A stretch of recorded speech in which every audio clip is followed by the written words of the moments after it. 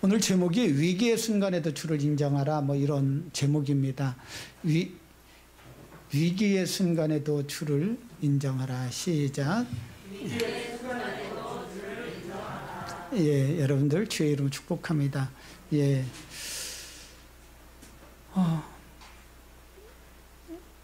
옷이 조금 좀 밝아지신 것 같아서요. 예, 옷이 다른 때보다도 좀 밝아진 것 같고 하얀색도 있고. 우리 하윤 집사님 못 보던 옷이네 또요. 예? 아 그래요? 예, 하여튼 못 보던 거예요. 뭐, 교회는 처음 입고 왔는 것 같아요. 하여튼 반갑습니다. 우리 3월달 봄이거든요. 정말 여러분들을 주의 이름으로 축복합니다. 봄처럼 모든 것들이 풀려지고 봄처럼 녹아지고 봄처럼 따뜻해지기를 주의 이름으로 축복합니다. 올해 우리에게 주신 말씀이 삶 속에서 주를 인정하라 라고 하는 말씀이지요. 삶 속에서 주를 인정하라.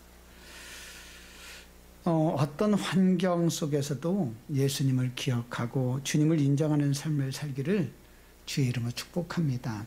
이게 바로 제자의 삶이거든요. 예수님 한 분만으로도 충분히 행복하기를 바랍니다. 옛말에 그런 얘기 있지 않습니까? 위기는 곧 기회다라고 하는 말이 있습니다. 어려울 때 힘들 때 그 고난을 주시는 하나님의 뜻을 한번 생각해 보십시오. 그러고 보면 그 고난이 아니라 하나님의 따뜻한 손길이었구나라고 하는 것을 깨달을 때가 있습니다. 그래서 하나님을 그 고난 가운데서도 더 가까이 갈 수만 있다면 그 고난이 도리어 축복이 될 줄로 믿습니다. 실제로 성경에는 이런 일들이 너무너무 많이 있습니다. 몇 가지만 그냥 예화를 조금 들어보면요. 에스더라고 하는 여인이 있었습니다. 유단 나라에서 포로로 잡혀가지고 바벨론으로 끌려간 사람 중에 에스더라고 하는 여인이 있었는데 이 여인이 왕비의 자리까지 오르게 되는 거죠. 하나님의 은혜로. 근데 이것을 시기하면서 이 하만이라는 사람이 이스라엘 민족을 말살하려고 하는 계획을 딱 세우고 정말로 이스라엘 사람들을 다 죽이려고 합니다. 그런 가운데 에스더는 내가 죽으면 죽으리라 라고 하는 믿음을 가지고 왕에게로 나가고 생명을 구원을 받습니다. 이런 일로 인해서 하나님께서 적극적으로 개입해 주셔가지고 유대인들을 살려주심과 더불어 하만의 계획을 무산시켜 버렸습니다.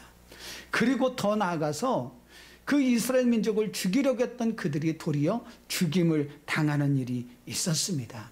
그래서 믿음의 사람에게는 위기가 기회입니다. 또 하나의 예화는 한나라고 하는 여인, 여러분들도 다 알 줄로 압니다.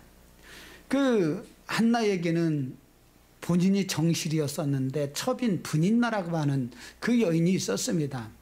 근데 한나에게는 자녀가 없는 거죠. 그래서 이 분인나가 계속 부야를 일으키는 거예요. 응? 막 그 무슨 뜻인가 모르죠. 막 그 화를 돋구는 거예요. 응? 이 분인나가 얼마나 그냥 부야를 내게 하는지 그래가지고서 그가 할 수 없이 기도하지 않습니까? 어려움 가운데도 하나님을 더 가까이 가지 않습니까? 그랬더니 그로 인해서 하나님은 한나에게 위대한 선지자 사무엘을 잉태하게 하는 사무엘의 어머니가 된 줄로 믿습니다. 그래서 믿는 자에게는 위기가 곧 기회가 되는 것인 줄 믿습니다. 아멘. 또 다윗의 이야기는 뭐 여러분들 계속 설교했기 때문에 잘 알 줄로 압니다. 아버지의 심부름으로 그냥 싸움터에 그냥 나갔어요. 근데 그만 재수가 좋았는지 없었는지 골리앗을 만나지 않습니까? 그런데도 불구하고 이 다윗은 그런 가운데도 하나님의 도우심을 구하는 거예요. 그리고 하나님의 능력을 의지해서 그에게 돌팔매를 던졌더니 그 돌이 그의 이마에 맞았고 3m나 되는 골리앗을 죽이게 됩니다. 그리고 하나님의 살아계심을 만방에 드러내게 됐지요. 그래서 돌이요, 이 자기 안에 있었던 그 골리앗이 걸림돌인 줄 알았는데 결국은 디딤돌이 된 줄로 믿습니다. 그래서 믿는 자들에게는 위기가 곧 기회다. 믿어지면 아멘, 이해가 되면 아멘. 그런데 많은 사람들이 본능적으로 위기를 좋아하는 사람은 없습니다. 할 수만 있다면 그 잔을 멀리하려고 하는 거죠. 당연한 겁니다. 스스로 위기 속에 빠져들기를 좋아하는 사람은 별로 없습니다. 근데 제가 이렇게 여기서 조금 좀 뜸을 들이는 이유는 가끔 그런 사람들이 있는데 저 이해가 잘 안 돼요. 번지 점프하는 사람들, 저 이해가 안 돼요. 뭐 번지 점프 저는 한 번도 안 해봤는데 해보신 분들 있지요. 그 참 짜릿. 여튼 이게요. 뭐 어떤 장치가 없다면 그것마저도 그렇게 마음 놓고 뛸 사람이 어디 있겠습니까? 그럼에도 불구하고 위기는 내 의지와 상관없이 우리의 삶 속에서 계속 우리를 도전하고 우리를 넘겨뜨리려고 하고 우리를 시험에 빠지게 한다는 것이 문제입니다. 그럼에도 불구하고 중요한 것은 동일한 상황 가운데도요, 어떻게 해석하느냐의 차이에 따라서 그것이 복이 될 수도 있고 화가 될 수도 있는 거예요. 술 주정꾼을 둔 두 형제가 있었습니다.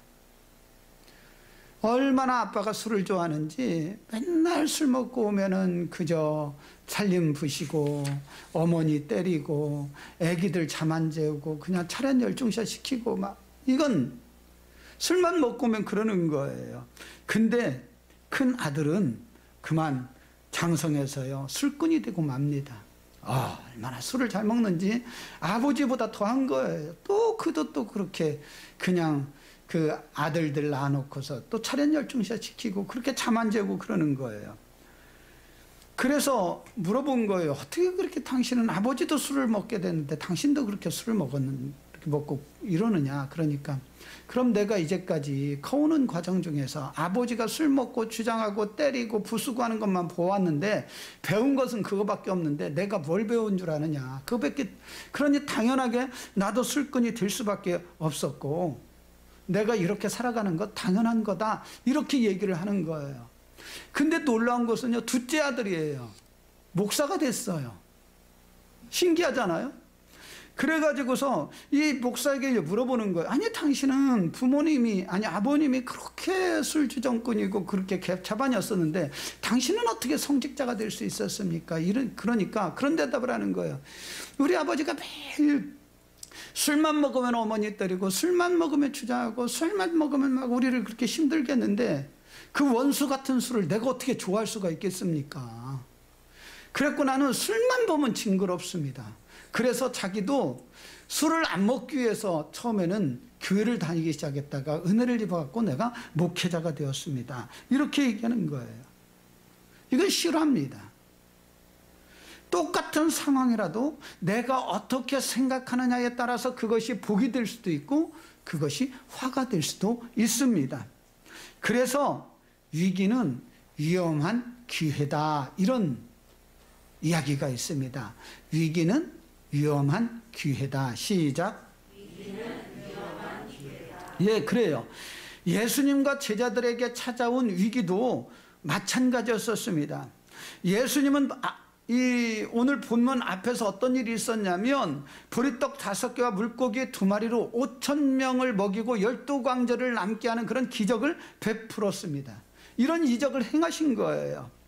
그러니 그 광야에서 아무것도 먹을 것도 없었던 그들에게 5,000명을 그냥 그 조그마한 걸로 먹이고 풍성하게 그들에게 막 대접까지 하고 이랬으니까 사람들이 얼마나 놀랐겠어요. 만약 저분이 왕이 된다면 이제 고생 끝 행복 시작 아니겠는가. 저 사람을 왕으로 세우자. 그러면 우리가 먹고 사는 건 문제뿐만 아니라 이분은 메시아이기 때문에 이 로마라고 하는 나라를 멸망시키고 하나님께서 이 땅에 거룩한 나라를 세우지 않겠느냐. 그래가지고서 이 사람들이 예수님을 왕으로 취대하려고 난리들이 났습니다. 자, 오늘 요한복음 6장 14절 한번 띄워줘 보시겠습니까? 시작. 그 사람들이 예수께서 행하신 이 표적을 보고 말하되 이는 참으로 세상에 오실 그 선지자라 하더라. 이러면서요, 또 15절을 보면 뭐라고 하냐면 15절, 요한복음 15절 시작. 그러므로 예수께서 그들이 와서 자기를 억지로 붙들어 임금으로 삼으려는 줄 아시고 다시 혼자 산으로. 무슨 얘기예요? 사람들이 자기를 잡고 막 왕으로 취대하려고 하는 거예요. 그럴 때에 예수님께서 이게 어떻게 행동하셨느냐 이런 거죠.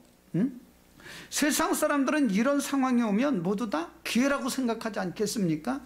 여러분들에게 막 누가 높여주려고 하고 여러분들을 막 왕으로 삼는다고 생각해 보십시오. 얼마나 좋은 기회이겠어요. 그런데 예수님은 이런 상황을 기회라고 생각하지 않으셨습니다. 오히려 위기라고 생각하신 거예요. 뭐라고요? 위기라고 생각한 거예요. 해석을 그렇게 하신 거예요.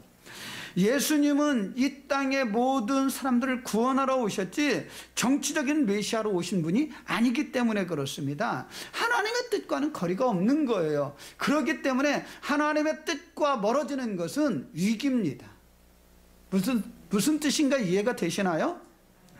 그래서 하나님께서 나에게 주신 사명을 망각하게 하는 이 모든 것들은 위기라는 거예요. 하나님과 멀어지게 하는 것은요, 그것이 사업이 됐던 돈이 됐던 사람이 됐던 이건 위기예요.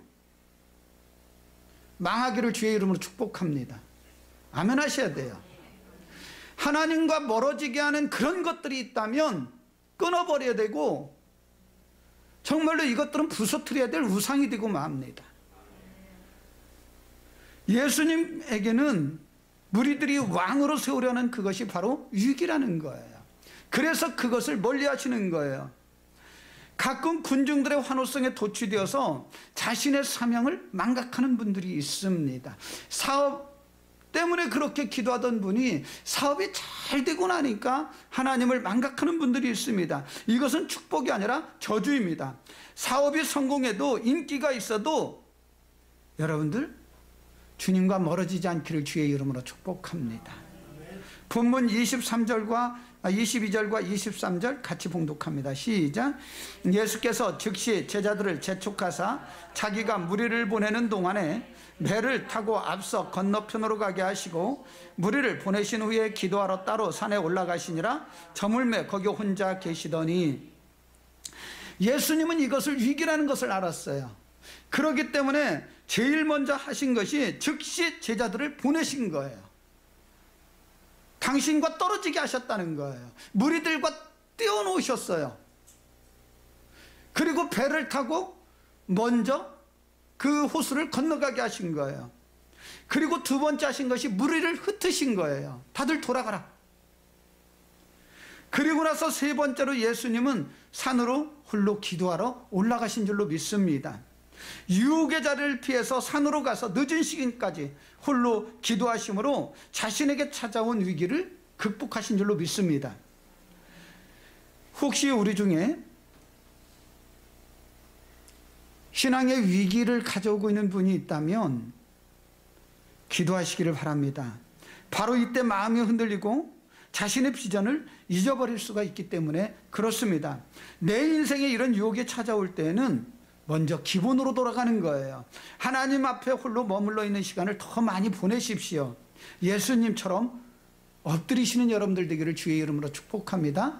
아멘. 그래서 여러분들이 늘 생각해 보는 거예요. 내가 하나님과의 거리를 정말로 처음에 가졌던 그 마음이 조금이라도 흔들리는 것은 없는가. 목회자인 저도 많이 변질된 것을 알아요.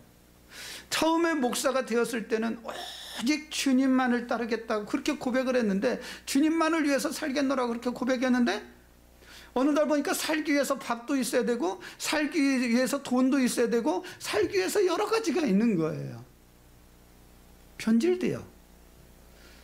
차라리 주를 위해서 죽을 걸 그랬다, 이런 생각을 하고요. 죽으려고 연습을 하는데 그것마저도 잘 안 돼요. 근데 이 예수님뿐만이 아니라 제자들에게도 위기가 찾아왔습니다. 그 첫 번째 위기는 기적의 현장에서부터 시작됩니다. 제자들의 마음속에는 예수님이 언젠가는 로마라고 하는 나라를 뒤엎어버리고 정치적으로 메시아로서 등극하는 그날이 분명히 있을 것으로 그들은 확신했습니다. 그렇게 믿어버린 거예요. 그렇기 때문에 예수님이 당신이 죽을 것이다, 죽을 것이다 막 그래도 귀에 들어오지 않습니다. 그런 이야기는. 이런 능력 있는 분이 이제 왕이 되면 나는 좌의정이나 우의정할 것이다, 나는 뭔가 한 자리를 할 것이다, 이렇게 생각하고 있는 거예요. 그런데 드디어 기회가 온 거예요. 예수님이 물고기 2마리와 떡 5덩이로 5,000명 이상을 먹이고 나니까 막 그 많은 무리들이, 지금 장정만 5,000명이에요. 그러니까 2만 명 이상 되지 않겠습니까? 막 그 사람들이 막 박수를 치면서 예수님을 왕으로 막 삼읍시다 막 이런 소리가 나오니까 제자들에게 있어서는 이것이 기회입니까? 위기입니까? 예, 제자들이 변화되지 못한 눈으로 봤을 때 이건 기회입니다. 야, 드디어 고생 끝 행복 시작입니다. 근데 하나님의 뜻과는 멀어지는 거예요. 그렇기 때문에 영적으로 깨어있는 사람은 이것이 위기구나라고 하는 것을 즉각 알아챌 수가 있는 거예요. 여러분들, 위기와 기회를 잘 구분하시기를 바랍니다. 제자들은 드디어 그날 기다리고 기다리던 바로 그날이 왔다고 막 얼마나 좋아했겠어요. 우쭐거리고, 이야, 물고기 나눠주고 떡덩이 나눠줄 때 막 날라다녔을 것 같아요. 막 방방 떴지 않았겠습니까? 제자들은 그 순간을 즐기고 있는 거예요. 야, 이제 고생 끝이다. 그런데 예수님은 이런 제자들을 어떻게 하셨어요? 즉시 재촉해서 현장에서 떠나게 하신 거예요. 왜? 이건 축복이 아니라 이건 정말로 위기였기 때문에 그렇습니다. 여러분들, 돈 너무 많이 벌려고 하지 않았으면 좋겠습니다. 하나님이 주신 비전을 위해서는 분명히 있어야 되지만 그 물질이 하나님과 나와의 관계를 멀리한다면 그건 위기입니다. 축복이 아닙니다. 일단 오늘 주신 것에 대해 감사하고, 그리고 하나님께서 더해서 주시는 것이 있다면 그것으로 인해서 더 하나님과 더욱더 가까이 교제하는 여러분들 되기를 축복합니다. 이게 흔들리면 안 되는 거예요. 이 기본은 분명히 세우고 가시기를 바라요. 그래서 22절 본문에 어떻게 말씀합니까? 예수께서 즉시 제자들을 재촉하사 자기가 무리를 보내는 동안에 배를 타고 앞서 건너편으로 가게 하시고, 예수님께서 이처럼 단호하게 대처한 이유가 무엇일까요? 지금 상황이 제자들에게는 축복이 아니라 위기라고 하는 이 위기 상황이라는 것을 아셨기 때문에 그런 거예요. 사실 우리는 다른 사람으로부터 칭찬과 환호를 받고 인정을 받는 상황을 위기라고 생각하지는 않습니다. 위기는 적어도 갑자기 실직을 당한다든가 사업이 꼬꾸라지든가 아니면은 뭐 그 코로나 바이러스에 그냥 감염이 되든가 뭐 이 정도로 돼 봐야 이제 위기라고 그러죠. 시험을 떨어져 보고, 막 남편이 바람을 피우고, 막 이 정도로 돼야 이제 위기라고 생각하지 않습니까? 그런데 잘못될 때만 위기가 아니더라는 거예요. 내 삶에 아무런 문제도 없이 평안하고 내 영혼이 아주 이제는 뭐 기독거리가 없다. 아, 이젠 뭐 정말 모든 것이 다 이루어졌다라고 생각하는 그때가 위기라는 것. 바로 하나님과 멀어진다면 그것이야말로 기도하지 않는 것, 기도할 이유를 찾지 못하는 것, 그게 위기 아닙니까? 너무 안타까운 거예요. 이 위기에 대해서 계속 말씀을 드리고 있는데 위기와 기회의 기준이 무엇일까요? 바로 하나님과의 멀어짐입니다. 그 위기는 하나님과 멀어지는 것이고요. 기회는요, 하나님과 가까워질 수 있는 기회가 정말로 기회라는 거예요.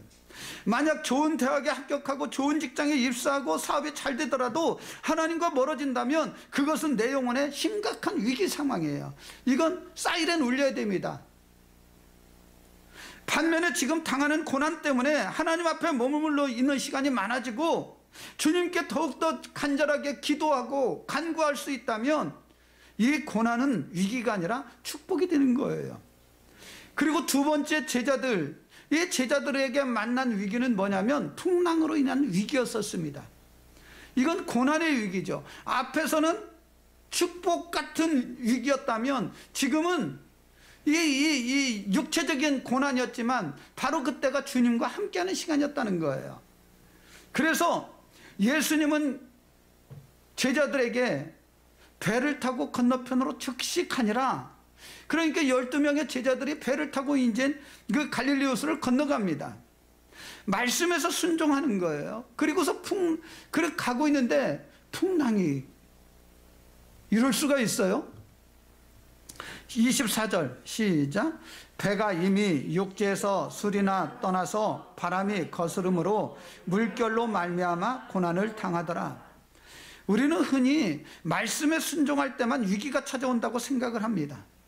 실제로 적어도 그냥 누구예요? 요나처럼 하나님께서 이리로 가라 그랬을 때 저리로 갈 때에 그때 풍랑을 만나고 그게 위기가 아니겠습니까? 예, 물론 그것도 위기예요. 그러나 제자들처럼 말씀에 순종하여 가는 길에도요, 위기가 있음을 믿으시기를 바랍니다. 그렇기 때문에 내가 위기 상황이 있을 때에 내가 뭘 잘못했나? 하나님과 내가 멀어졌는가? 내가 벌을 받고 있느냐? 뭐 이런 생각은 하지 않았으면 좋겠어요. 그러나 분명한 것은 그것으로 인해서 하나님을 만나고 하나님 앞에 내 마음을 더욱더 드릴 수 있다면 그것은 축복이라는 거예요. 예수를 잘 믿어도요, 세상적으로 보면 실패할 수가 있습니다. 고난 당할 수도 있어요. 사도 바울이 예수를 만나가지고 그 가진 고난 당하시지 않았습니까? 그 제자들이 예수님을 만남으로 순교까지 당하지 않습니까? 그런데 그것은 위기가 아니라 축복이었어요. 할렐루야. 우리는 고난의 뒤편에 계신 주님을 바라볼 때에 그 고난은 고난이 아니라 축복이 되는 거예요. 왜냐하면 예수님은 우리가 고난 당할 때 함께 하시는 분이기 때문에 그래요. 제자들이 고난을 당할 때에 예수님은 모른 척하지 않으셨습니다. 그 위기의 자리에 예수님이 함께 찾아오시는 줄로 믿습니다. 마태복음 6장 48절 그 전반절을 보면 어떤 말씀이냐면 48절 앞에만 그냥 읽을게요. 시작. 바람이 거슴으로 제자들이 힘겹게 노젓는 것을 보시고.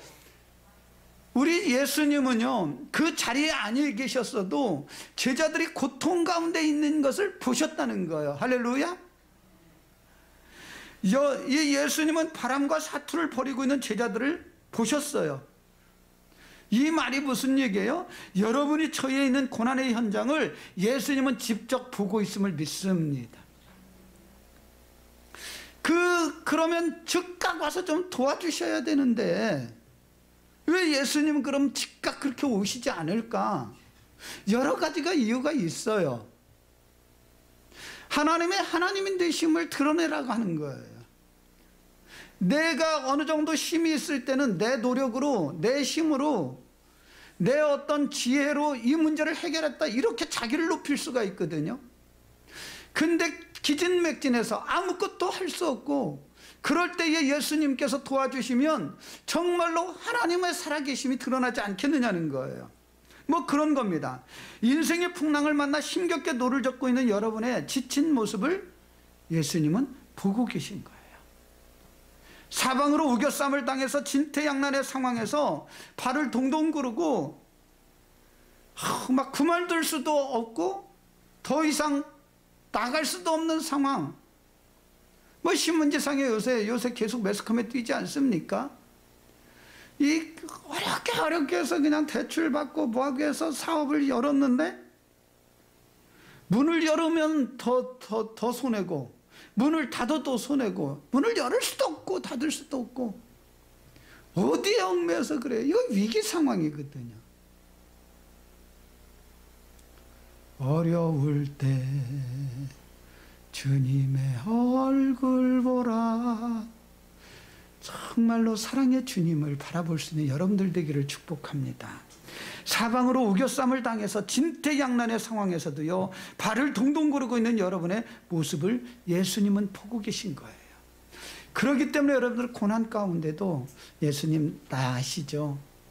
나 고난당하는 거 지금 보고 계시죠? 그 고백이 여러분들의 입에서 있기를 바랍니다. 이런 상황을 일찍이 경험한 다윗은 시편 139편 2절에서 4절까지 이렇게 고백을 합니다. 제가 그냥 읽어드리겠습니다. 주께서 내가 앉고 일어섬을 아시고 멀리서도 나의 생각을 밝히 아시오며 나의 모든 길과 내가 눕는 것을 살펴보셨으므로 나의 모든 행위를 익히 아시오니 여호와여 내 혀의 말을 알지 못하는 것이 하나도 없으시니이다. 하나님은 여러분들의 생각과 여러분들의 행동과 여러분들의 모든 것을 다 알고 있다는 거예요. 다윗처럼 그렇게 고통 가운데 있었고 그렇게 어려운 일도 경험했고 그리고 결국 왕으로 된 그가, 왕으로 세움받았던 그가 마지막에 가서 정말로 고백하는 것은 하나님은 나의 모든 길을 아셨고 나의 고통을 아셨다, 이렇게 표현하고 있어요. 근데 그 고통이 저주가 아니라 축복으로 변한 줄로 믿습니다. 왜? 그 고통으로 인해서 다윗은 하나님을 찬양하고 하나님 앞에 더욱더 가까이 갔기 때문에 그런 거예요. 예수님은 고난 가운데에 우리를 외면하지 아니하시고 찾아오시는 분임을 믿습니다. 할렐루야. 그래서 25절 그렇게 얘기하죠. 밤 사경에 예수께서 바다 위로 걸어서 제자들에게 오시니 제자들이 풍랑을 만나서요 힘겹게 노를 젓는 모습을 보시고 찾아오시는 거예요. 예수님이 찾아오신 시간이 언제예요? 밤 사경. 왜 사경일까요? 사경을 헤매고 있으니까 사경입니다. 네, 네. 4시여서 6시 시간을 사경이라고 하거든요. 그 시간에 우리 새벽 예배를 드리는데 가끔 오래간만에 나오신 분들 보면 사경을 헤매는 것을 볼 수가 있거든요. 한번 보여드릴게요. 문제. 사경은 가장 깊은 밤입니다. 내 힘으로 어쩔 수 없는 마지막 그 어둠, 그 시간을 사경이라고 합니다. 바로 그 시간에 예수님께서 찾아오시는 거야. 할렐루야. 아무것도 할 수 없을 때에, 모든 것을 다 내려놓고 포기하고 싶을 때에 마지막 고백이 뭐예요? 하나님, 나는 이제 도저히 못하겠습니다. 이제 주님만을 의지합니다. 주님만이 나의 힘이고 나의 방패고 나의 구주가 되십니다. 주님의 은혜가 주님의 은혜가 아니고선 저는 도저히 아무것도 할 수 없습니다. 이런 고백을 드릴 때에 주님은 찾아오시는 거예요. 여러분들, 저는 여러분들이 헛수고하지 않았으면 좋겠습니다. 내 힘으로 진액을 빼고 얼마나 어려운지 저도 별짓 다 해봤어요. 아닙니다. 하나님이 도와주셔야 내 삶의 문제가 풀려지고요. 하나님이 함께 하셔야요 모든 것이 회복이 되는데, 함께 할 수 있는 그 원동력이 기도에서부터 나와요.